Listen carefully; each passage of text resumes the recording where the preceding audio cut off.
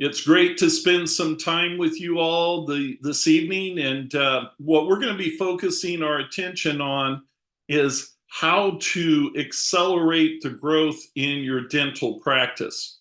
The topic I'm going to use tonight is called Dentistry Freedom Formula. I'm going to be telling a number of stories and communicate about some actual results of things we've been able to do in working with clients. And to kind of give you a picture of that, in 2008, I believe all of us remember those days of 2008.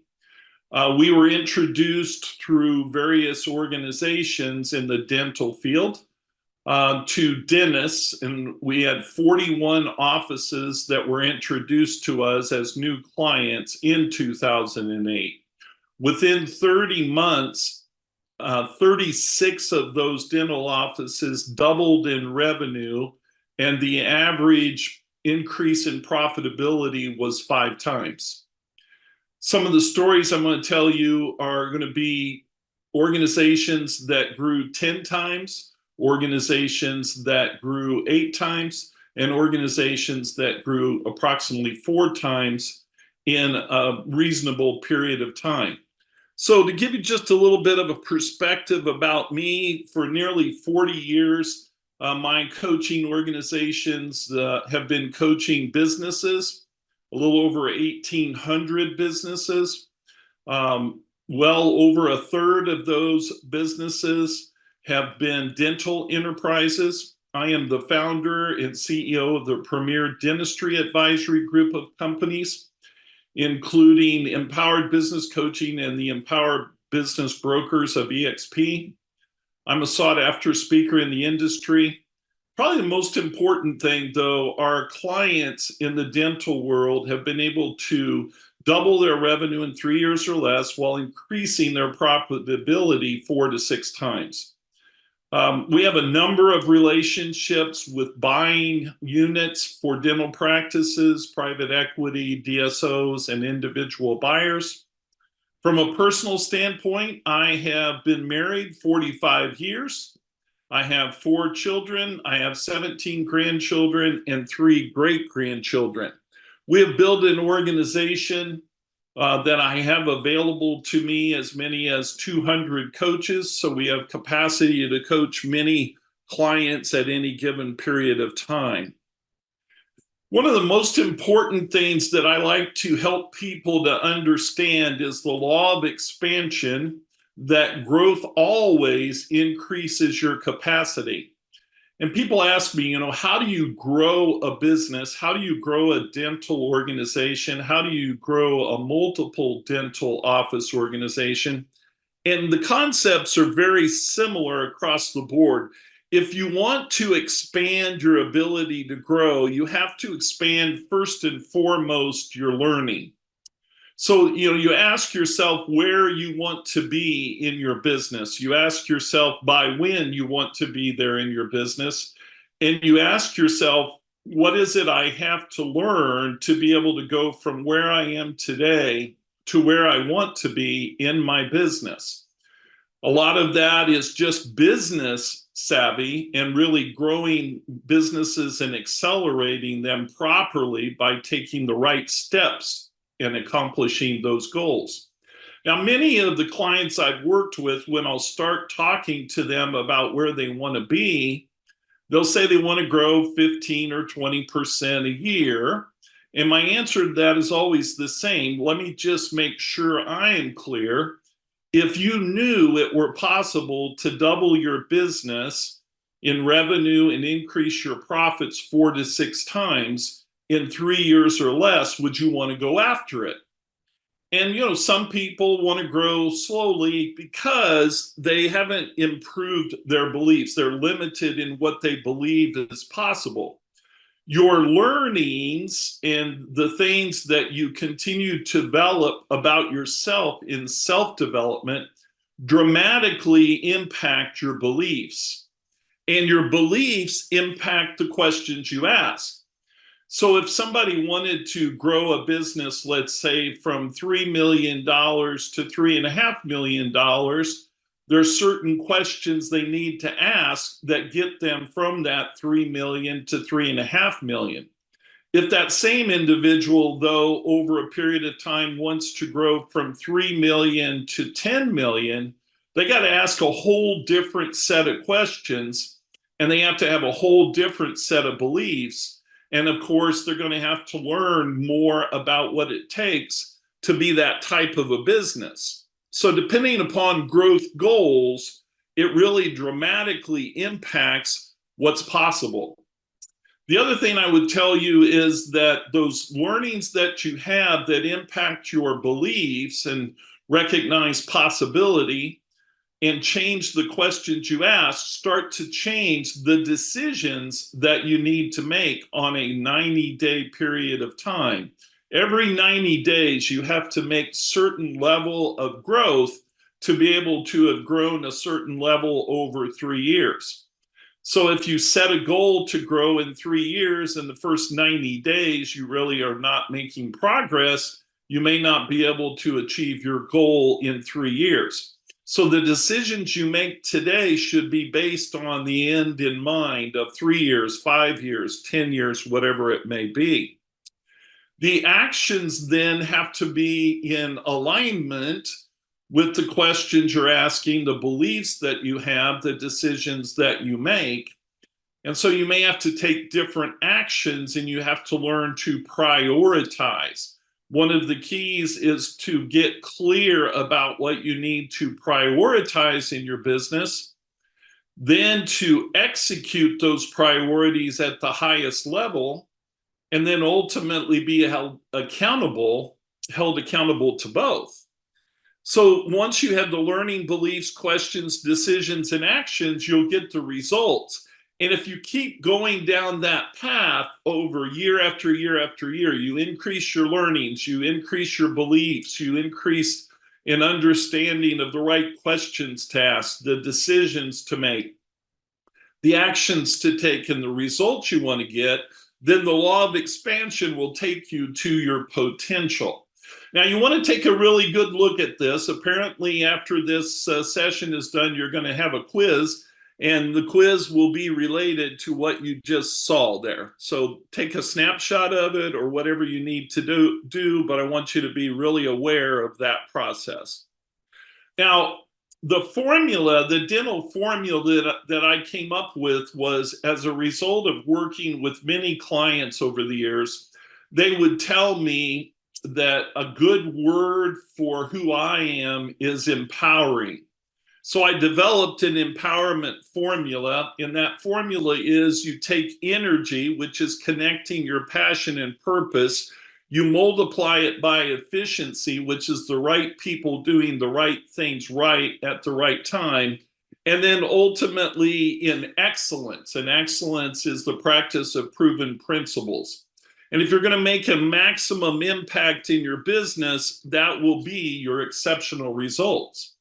So whatever it is that you're focused on in your business, if you put the right passion, purpose, if you're doing the right things right at the right time, and you're practicing proven principles, excellent results are around the corner.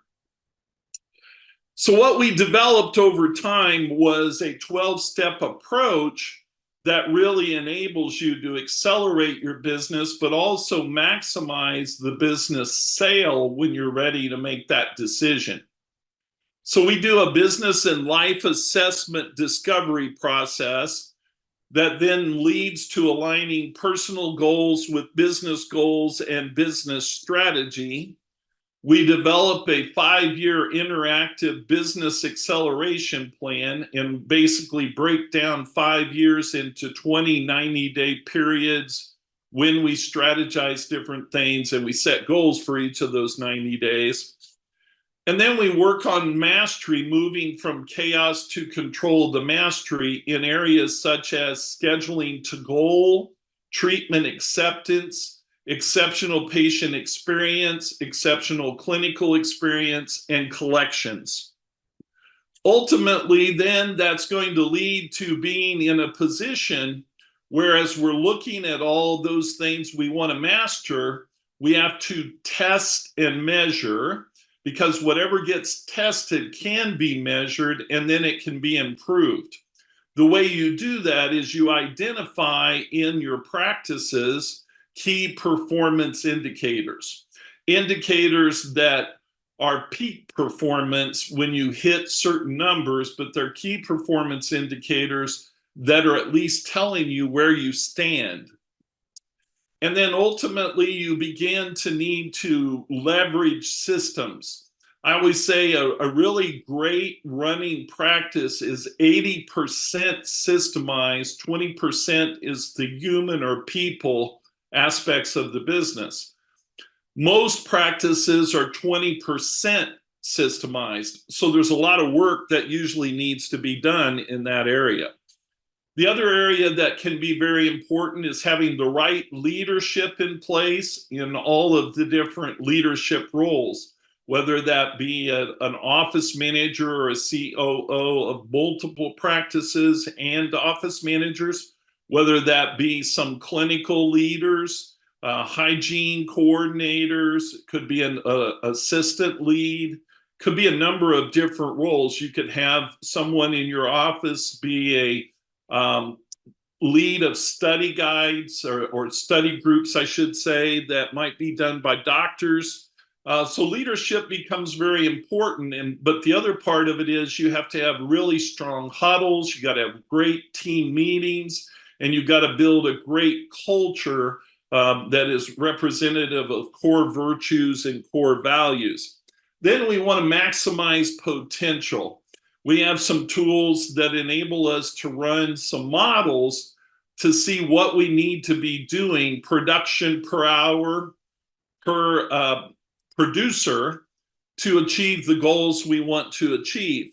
We also have some things that we look at to measure the number of operatories and how much production could potentially be done per operatory. And then we have tools that we work with our clients on to determine some of those key performance indicators, some of which can be purchased, some of which we have just created over time. The other things that come out of that is many times it's important to consider potential internal sales with associates and maybe even a COO of your organization or a CEO of your organization taking on some form of ownership in your practice or in your business model if it includes multiple practices. And then, eventually you're probably going to look for an external sale. We have done a number over the years of transactions and found the right buyers for our clients and also for dentists that are ready to make that step. I always say you will either leave your business or exit your business voluntarily or otherwise. And then ultimately, it's about wealth building. So when you build a very significant practice and it is sold at that time, you want to do some tax planning so you don't get killed on capital gains and some of those things. And so we make sure that we work with our clients in all of those kinds of areas. So to give you an example of that, one of the practices we worked with and our sponsor of this event today worked with me a lot with this particular client in regard to implants. And the approach to that was that we found in my introduction to that dentist, they were doing about $4 million of revenue. We started working with that client. The first 6 months, we moved things from chaos to control, and we were able to increase their revenue in 18 months to 8.8 million.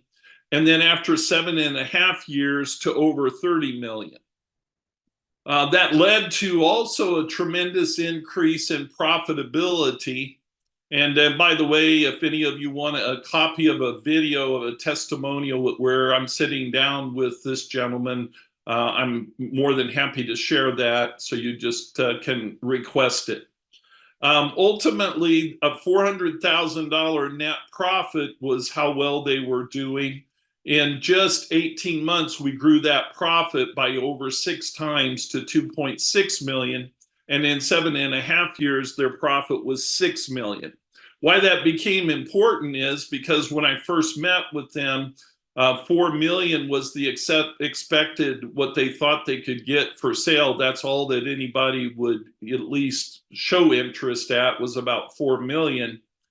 After working with us, after 7.5 years, we got a bidding war started, and the bid started at 37 million, and eventually we were able to get 42 million for the business.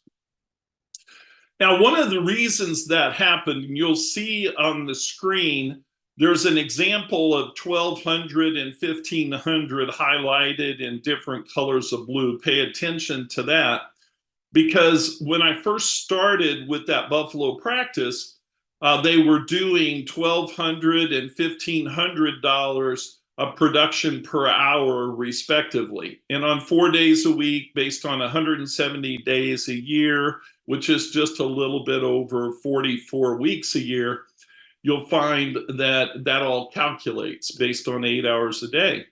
And ultimately, by doing that, each of them were generating about 1,670,000 and about 2 million through those 4 days. One of the questions that one of the dentists had, and we talk a lot about freedom, finances, and fulfillment. What is freedom as a representation of what you want in your life? And he said, I want to eventually not be working chairside. But within the first 6 months, one goal I have is I want to go from 4 days a week to 3 days a week. So he wanted greater freedom in his life. And he wanted to start to think about acquisition and future growth of additional practices. So what that led us to do then was to look at the finances. What was his goal? And he will tell you, if you talk to him or if you watch the testimonial video, every time we set a goal, we had to increase the goal because we kept exceeding the goal for the year. And then ultimately, in working together, what he was really interested in was fulfillment. And his whole vision was to create an amazing, exceptional patient experience for his dentist office. So we put all those things of freedom, finances, and fulfillment in place. But that $1,200 to $1,500 an hour production became interesting because the question became, what could we possibly accomplish in 4 days? So the 4-day dentist who continued to work 4 days, we went from $1,500 to $2,300 of production per hour, collections per hour, because they collected what they produced. So that meant about 3.2 million. And then the other dentist was at 2,500 production per hour, but was doing it in just 3 days. So they were at $2.6 million by the time we did several things to grow the business, which I'll share here in a few minutes. Then eventually he said, well, what if I could go from 4 days to 3 days down to 2 days? So we looked at the 2 days and we set a goal for that and achieved that goal. But you can see here that 1,500 of production per hour is the equivalent of 2,232 at 2 days, 1,572,000 generated. You can also see in this diagram, $800 for 3 days a week is the equivalent of $1,190 for 2 days a week. So when you start thinking about, what I want to do, what is it, freedom to me, these are some examples that may help you to think about your own business, your own life. And especially if you want to have multiple practices, you may want to reduce your chair time and have more time to be more of an entrepreneur. So a really important question then comes to play. And as you remember, I talked about you have to have approach to learning that increases your capacity. You have to have an increase in belief that increases your capacity. And then you have to have an increase in understanding of what questions to ask. So one of the things I always say to people, you've got to start asking different questions. So if the question is not around how much production can I do per hour, The challenge with that is you're not reaching your capacity. Based on the different procedures that I do, how much production can I do per hour? Also, if I were able to do additional production through doing higher value cases, how could I increase my hourly rate doing that? What would it look like if I bring on an associate and I start doing more of the bigger cases and give the lower cases to the associates? If I have enough space in my practice, what if I brought on two associates and I have two big producers? What could it look like? So you start asking questions as if it's already happened. I want you to get that. Ask questions around something as if it's already happened, and you'll be amazed at how many times it does happen. So then you have to ask yourself, in what way would your mindset and your attitude need to change if you were going to increase your hourly rate? One of the things I've found is dentists have to become less about correcting their team and more about training their team. That's a different mindset, a different attitude. You got to have more frequent interaction with team members in meetings. And you have to sometimes make a change in your demeanor when it comes to closing higher value cases. Sometimes we're afraid to ask for money because we've never done it before. I always ask people, when's the first time you ever asked for $10,000 on a case? When's the first time you've ever asked for $30,000 on a case? When's the first time you've ever asked for 45,000 or more on a case? And again, what this leads us to is a need to really get clear about our staffing and delegation needs that are going to impact hourly rate. How much more can our assistants do in our time frames with patients? How much time could they spend of that with the assistant in the structure and the way we do things? How much time can they spend with treatment coordinators as part of our process in working up cases? How much time does the doctor actually need to be in front of the patient? And how many patients can we see in various time frames? How many columns can we work from? All these things impact how we need to staff and how we need to delegate. So 4 ways to increase revenue: increase your case acceptance rate, increase your capacity to do more dentistry. Sometimes that means, I've got various offices I've worked with, they'll have 4 operatories or 6 operatories, and they probably need 8 or 10. Increase your number of high profit procedures. Maybe add some Invisalign to what you do, maybe add some other services, maybe do a lot more implants, maybe do a lot more all on fours, full arch cases, double arch cases. Increase your number of new patients is always a big way to increase revenue. So as we head down that path, one of the major questions when we talk about increasing treatment acceptance is, what impact can well-trained treatment coordinators or planners have on increasing your closing rate? And so one of the stories, and I'll show you results, we were working with an office. We came into that office in November of 21.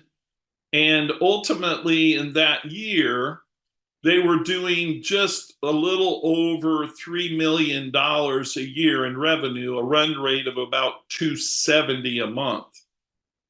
We came in and worked with that office after finding out kind of where they were, and they were closing on their treatment acceptance rate was closing at about 43%. So we worked with them in November through about April, and we grew without adding any additional marketing, just through greater conversion on treatment. That practice grew from 270 to 650,000 consistently in May, June, and July. And then I'll tell you more about that when I show you here the story. So you got to know what your case acceptance rate is, and a lot of the dashboards and the softwares and that don't do a very good job of that, because if you offer more than one treatment plan, you're sitting with several different impacts on your treatment acceptance. So instead of the one that they actually say yes or no to, you got two or three in the system, and they may say yes to one and no to two, and it impacts your conversion rate. But if you have a current acceptance rate of 20 to 40%, and I always say you should measure anything under 3,000 in your treatment acceptance, anything 3 to 10,000 of your treatment acceptance, and then 10,000 and above, and see what your acceptance rates are and how well you're doing in different scenarios. It may tell you you're not doing what you need to be doing marketing wise, but it also may tell you you're doing a great job in marketing, but you're just not getting the deals over the line. You're not closing, you're not getting treatment acceptance the way you should. But imagine for a minute if you're doing some significant cases and you're at that 20% to 40%, and by working with the treatment coordinator, now they're able to do 8 out of 10 instead of 2 to 4 out of 10, actually become patients that take full advantage of your treatment. So we want to increase that to 60 to 90%. Case presentation should be a team event, not just the doctor. People buy from emotions, not education. Education does help in some instances, but more people are buying because they want to avoid pain or gain pleasure. So this office I referred to that was doing a little over $3 million was offered $4 million for their business in November. And ultimately, the business in New Jersey grew over 6 months to an $8 million revenue run rate. And because I had some really good connections with a potential buyer, the buyer took 3 months of that run rate. And the business that was going to be sold for $4 million, they got $11 million in the August after that November in 22. And so that is a big growth opportunity for practices, is to increase their treatment acceptance. And it translates to a greater value of what somebody might be willing to pay for it. So that $4 million expected sale price, it sold for $11 million in just 6 months. And the treatment acceptance improvement went from 43% to 92%. So it does matter if we're getting good training on treatment acceptance. It does matter whether we're tracking treatment acceptance properly to make sure that we can really grow our businesses. And so it becomes very interesting as you continue down the path to think about how you can increase your capacity to do more dentistry. So we were working with a New York office. They were doing about $1.1 million a month.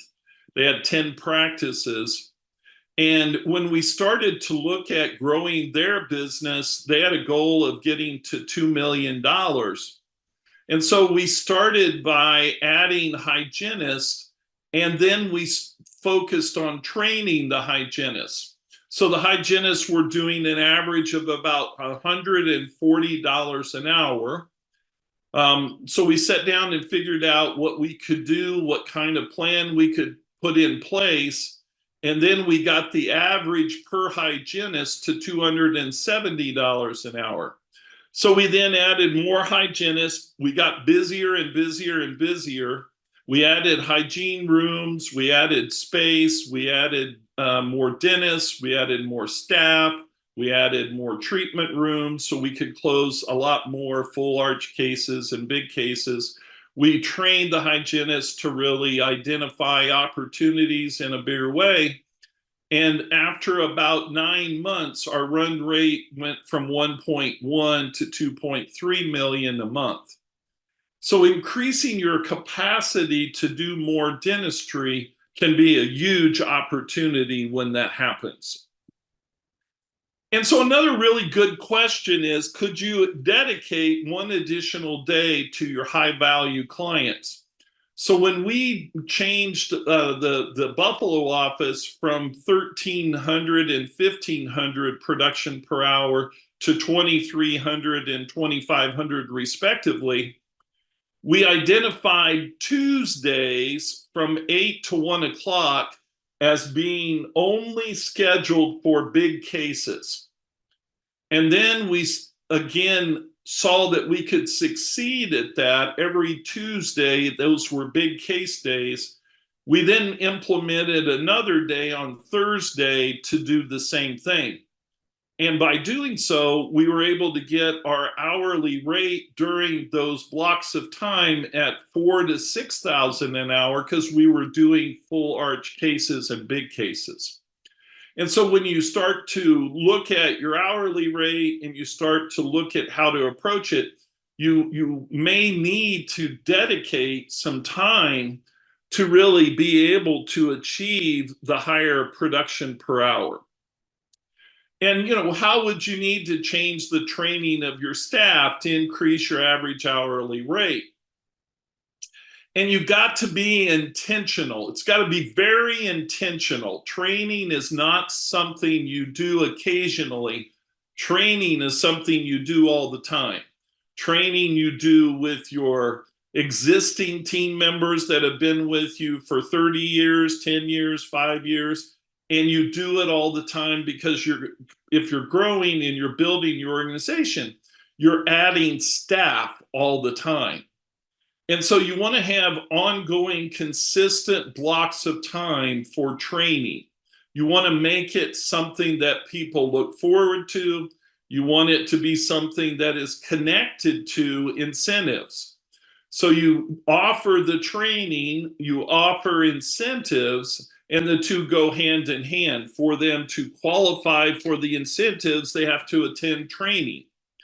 And then to do that, and they do the training, the assumption is that the growth of the practice is going to be higher. The bonuses and incentive programs you have in place for the team is going to be better for your team. So it incentivizes them to actually be trained to do things properly, like schedule to goal, like answer the phone and get people on the schedule in the right places on the calendar, but also to get more people scheduled and lose less of them from phone calls because we didn't handle the call right because we were not trained right. I can't tell you how many offices I've been in over the years where I'll talk to the team and I'll ask them, how long ago have you had a training on telephones? And they'll say months or years. How long has it been since you've had training on how to get financing as a part of a treatment plan so that people know how they can pay for it? How long has it been since you've been trained on verbal skills with patients? How long has it been since you've been in a position where you have been trained and we're really learning to do much better huddles, et cetera, et cetera? How long has it been since there's been a training on creating in the office an exceptional patient experience? All these things are critical to growing the practice. Now, there's two reasons to grow a practice, and one of them is obviously as an owner, entrepreneur, dentist, you're going to make more money, you're going to build an organization that has greater value, and when it's ready to sell, you're going to get maximum value for that practice. But the other reason is you're going to provide a very important quality of service. You're going to make sure the standard of care is always met, and you're always giving the patients the best possible experience, and you're meeting with as many of them as you possibly can, because your organization should be that organization that everybody wants to come to, and your organization should be serving as many patients as you can within the parameters you have. And if you don't have enough space, add space. If you need more offices, add offices.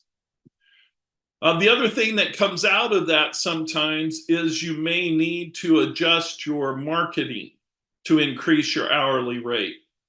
Sometimes we market the wrong things and we get what we market. So if we're really going to market ourselves and brand ourselves, does our identity indicate that we can do some big cases? Does our identity indicate that we're trying to attract those that want us to do substantial cases, lots of implants, all on fours, full arch cases, double arch cases, etc.? What does your logo communicate? What does the design and feel of your website tell people? What do they believe to be your strategy in helping patients to have a greater quality of life? And what type of marketing are you using? What has worked? What has not worked? There should be an ROI on your marketing. It should not be just to become a better image. It should become a better image that drives patients to your practice. For 5 years, I owned a marketing and video company. We sold that company because we got an offer we could not refuse, but the power of that was pretty significant. So a practice we were working with, because some of you may be earlier on in your careers on this call, they had a $2 million revenue with 4 practices and were making no profit because 2 of the practices were doing okay and the other 2 were not doing well. And so they were offsetting one another. And so 2 million revenue, no profit grew to an opportunity to through coaching and a bidding war, a business that sold for 17 million. Before it was not sellable at all. $2 million practice, literally with no profit, nobody was very interested in. And so you truly will grow your business when you focus your attention on how do you increase your capacity to do more. A lot of practices will look at the production per operatory and it might be 250 to 350, and it may be very possible that it could be 450 to 650 if they were to do things a little bit differently. And when you get right down to it, in terms of just kind of a simplified summary, I'll tell you that if these systems are working on a scale of 1 to 10, 8 to 10, you're going to have a growing practice. You're going to have a growing business. You're going to have a opportunity to be an entrepreneur to multiple practices. If you put systems in place for scheduling to goal and you follow them, you create an environment where there is clarity of expectation, there is accountability, there is systems, there's training, and there's core virtues and core values. So we're scheduling to goal. We have financial mastery where we're really doing everything we can to be as profitable as we can on a procedure by procedure basis. We have a treatment acceptance growth system. We are reactivating patients that have not been coming in the door for 18 months. We put in place an exceptional patient experience system, and we put in as many things as needed in the testing, measuring, and improvement monitoring. Again, monitoring things is about key performance indicators. So in kind of closing down what we talk about, when you're in a position that you have one practice, you may want to consider expansion. And if you've got systems in place and you can duplicate yourself, either A, you may want to buy additional practices. And many times when you buy practices, you can buy real estate with them. So that creates cash flow for you as well. Or you may want to go down the de novo route and do custom constructed offices. Whatever makes the most sense to you, there's a lot of potential for businesses that do things well in one practice to move towards multiple practices. So in closing out, you want to unleash your potential in your organization, and you can do that by working with us. So the gentleman in Buffalo that I referred to, his name is Scott Westermeyer. Again, if you want a video of him, some of you may know him, but he worked together with Dytron and Justin, who you'll meet here in a few minutes. Feel the transformation just like Scott did. You may feel hesitant with what I'm telling you, wondering if such a dramatic transformation is possible for your practice. Scott in Buffalo Dental felt the same way, but what we found was he found was a life-changing journey with our organization. It led to a dream retirement in sunny Florida. He'd lived in Buffalo. Now he has a home, beautiful place in Florida. But imagine turning your practice into a thriving empire just like Scott did. Not one practice, but 6. Not a practice that was stagnant, but a practice that is dramatically growing every year. Don't let skepticism hold you back, as Scott once did. Feel the excitement, find the success, and be our next triumph. We'd love to have you join us and embark on a journey of unparalleled success. Whether you're just getting started, whether you have a great practice, or you'd like to just take it to another level or somewhere in between, contact us now and let us turn your dreams into reality.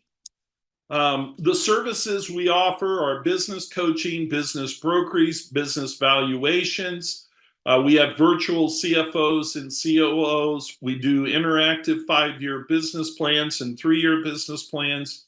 We do a lot of financial research to help you to maximize your profitability. We create exit planning for those that want to sell to their existing associates. And we create, with our team of affiliates, capital gain reduction strategies so you don't have to pay capital gains tax. This is the information that you can go to. You'll see something on the screen. You can scan that and it'll take you right to my website. Together, I really believe we can turn your challenges you may be facing into growth opportunities.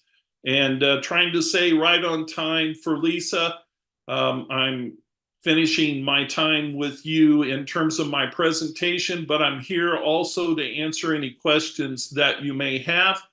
And I believe Justin is going to join us. And if you want to put any questions in the Q&A, or if you want to, I don't know, Lisa, if you can unmute people and they can ask questions, I'm happy to answer any questions at this time.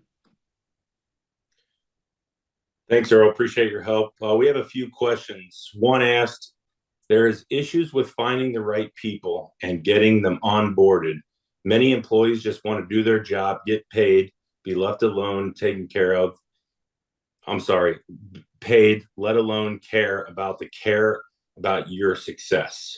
Please share an example of a bonus system structure as well.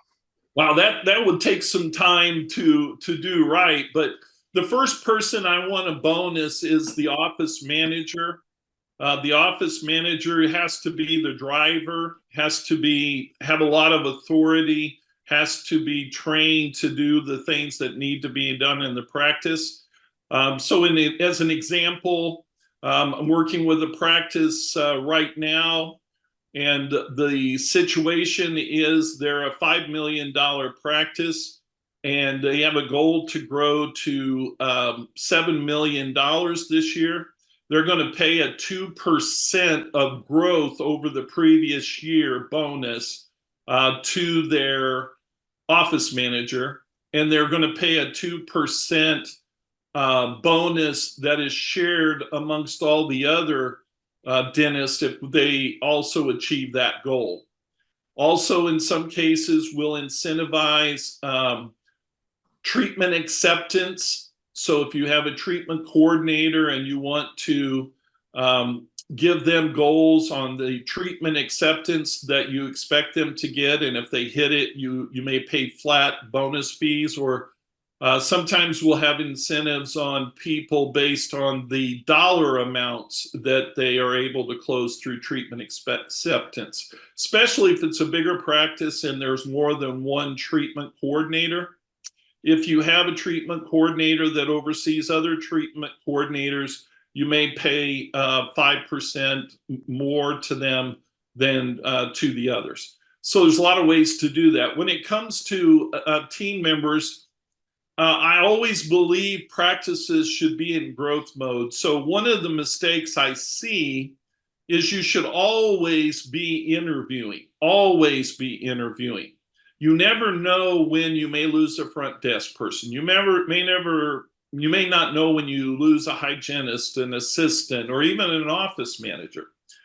So at least it's a good idea to constantly be talking to and have ads out for all of those roles.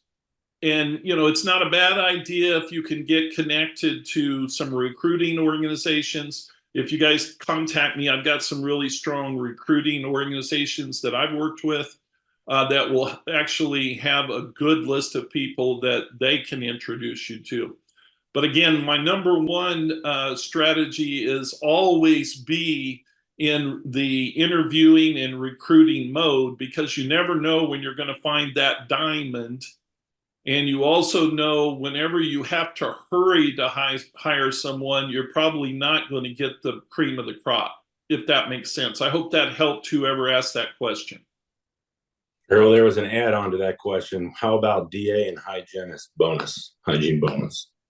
Yeah, so that usually is they're just included in that 2%. But what we did on that was in one practice, they're paid a base rate, which might be $37 today or $42 an hour on the hygienist, or the higher amount would be based on them hitting certain numbers. You'll pay them up to 25% of their collections. So as an example, when we were at 140 with the hygienists in the practice in New York, and they went to 270, 25% of 270 was a nice number for them, but it also was still very profitable to the practice. So, they were barely making their numbers at 25%. In fact, they were actually losing with several of the hygienists if they were paying them hourly based on that $140. But by getting them up to 270 and telling them they'll get 25% of collections over, and that means it's, they're either going to get their salary or something higher. Most of them want to make more. So that's the way we've approached that one. You've kind of reiterated this and gone over, but a doctor, can you just review again? A doc asked percentages of what? Collections or production?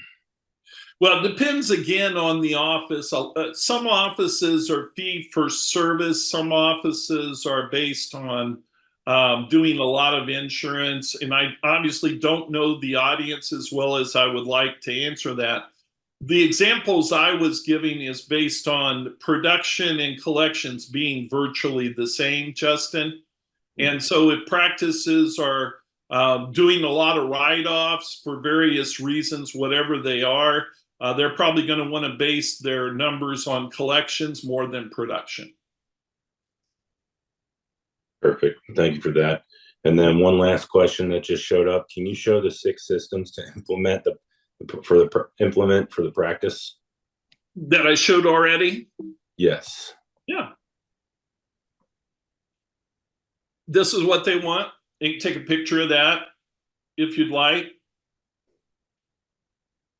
And while they're looking at that, another question popped up. Do you actually recruit, or is it so that if you are short-staffed, you can control people interviewed?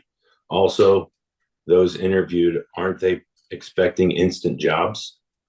Yeah, again, if you were to interview 50 people today, you may only have 5 that are really good quality. And the question is, do you really have 50, right? You may not have that many. So what I'm finding is it's more like there might be 10 and maybe one cream of the crop. And as long as you're growing, yes, you're going to want to hire those best people, but you're not going to hire people. And I'm going to say in everything you do, say no to good and yes to great. And when you get that figured out, say no to great and yes to exceptional, both to different decisions you make, growth of your practice, and also related to bringing on team members. So I think sometimes we're comfortable or willing to bring people on we should not. And usually it's because we're in a hurry. And when you're always in that recruiting, hiring mode, you're going to find great people at the times you need them. And sometimes you might find great people and you don't need them. Worst case scenario, I tell people, if you've got a good buddy or whatever, introduce that opportunity to them if you're not going to take advantage of it. But keep hiring, keep recruiting, keep it moving all the time, because you're not necessarily going to get the right person for that role with the experience you want, willing to take what you'll pay them, just because it's time to hire a new person. That's my take on that. If I run an ad, my staff will get mad and leave. Yeah, you just tell them that's our procedure. We do it all the time. It's not really to replace anyone. It's never our thought process. We have a goal to grow. And again, if your goal is to grow and you're going to double your practice in 3 years, everybody knows if you're going to double your practice in 3 years, are they going to think you're going to need to hire more people? Yes or no? Right? So in three-year period of time, you're growing and you're going to double, and you're a $3 million business to 6. There's no way the same staff is going to be able to handle your growth. So you just have to have the conversation. You don't do it behind anybody's back.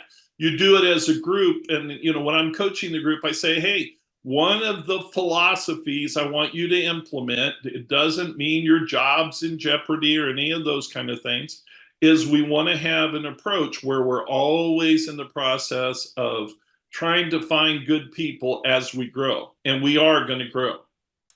Excellent. So again, up on the screen, you have this that you can scan. I recommend you do so, and I can give you some information when you do that. I think that will help you.